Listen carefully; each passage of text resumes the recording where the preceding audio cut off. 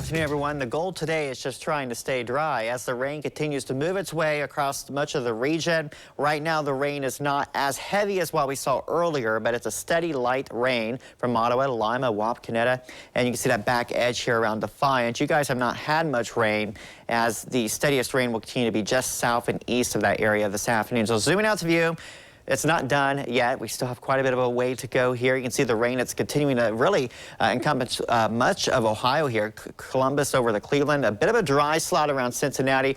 We won't get into that dry slot, though. We've got this backside deformation band that extends through Indiana, even parts of Illinois. If you look real closely right here, there's even a little bit of snow trying to mix in. When you get these heavier bands, what it does is it pulls in the cold air aloft and it allows the atmosphere to cool down. So that will be key as far as whether or not we get any snow to mix in before sunset.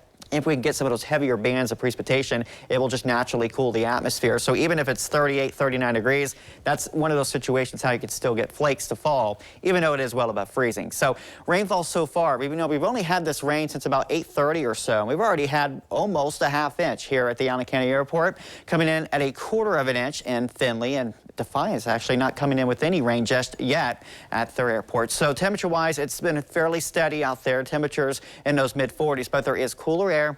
As you look off to the west here, again, it's not teaming up with the moisture, so that's why we're really just seeing a rain event. You see the warm air in the warm sector there, and you've got temperatures into the 20s once you get into portions of Iowa. So let's track the rain and when it finally starts to move out. Well, we've got several more hours here in town, so the rest of the daylight hours, just call it a washout. We've got rain continuing here at 3 p.m., except if you're up towards Paulding, Defiance there, you guys are going to get less in the way of that rain. As we go into about 6 p.m., you can see we're finally saying goodbye to that steady rain, and there could be a few flakes of snow as that back edge moves through. And then after that, we'll see a bit of a drier trend, but I think we'll have scattered snow flurries continuing off and on as we go throughout the night. So there'll be some flurries around, and as we look at those temperatures falling, any remaining puddles out there, we couldn't run a couple icy spots or a couple slick spots, but the wind will be strong, and those gusty winds should really allow that pavement to dry up a good bit. But tomorrow morning, it is going to look and feel like winter. Finally, it's going to be the coldest day we've had so far this month.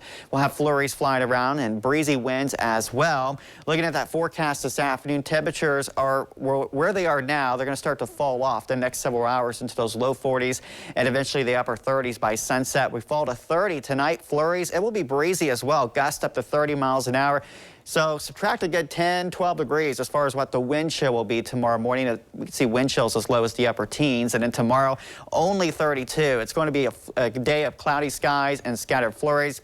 Again, we might get a light dusting of snow out there, but that's really about it as far as the snow. And then we quiet things down for your weekend. In fact, we are looking at sunshine for Saturday.